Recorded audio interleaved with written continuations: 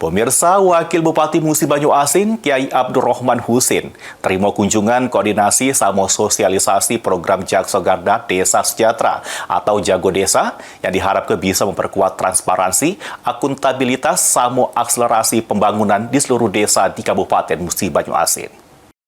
Pada substansi ini, bertempat di ruang rapat Serasan Sekate, Wakil Bupati Musi Banyu Asin, Kiai Abdurrahman Husin, terima kunjungan koordinasi sama sosialisasi program Jago Desa 2025.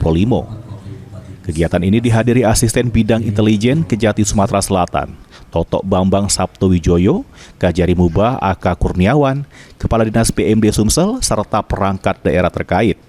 Melalui forum ini, pemerintah Kabupaten Musi Banyu Asin sama Kejaksaan negaskeun komitmen untuk mendorong transparansi serta akuntabilitas pembangunan desa melalui program Jago Desa.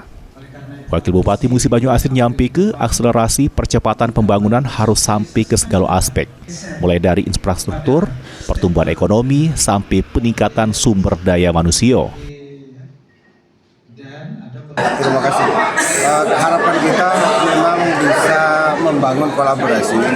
Semua program-program pemerintah desa ini bisa berkolaborasi dengan pihak terkait, terutama di Kejaksaan. Nah, Kejaksaan menginginkan bahwa program-program ini betul-betul bisa aman, bisa terlaksana, bisa dinikmati oleh masyarakat, sehingga kades-kades ini tidak terlibat di dalam proyek-proyek yang ada di desa.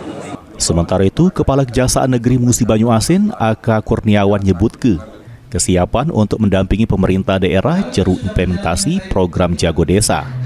Dirinya menghimbau segala kepala desa di Musi Banyu Asin supaya tidak takut ngembek kebijakan jeru membangun desanya selama prosesnya sesuai dengan aturan hukum yang berlaku.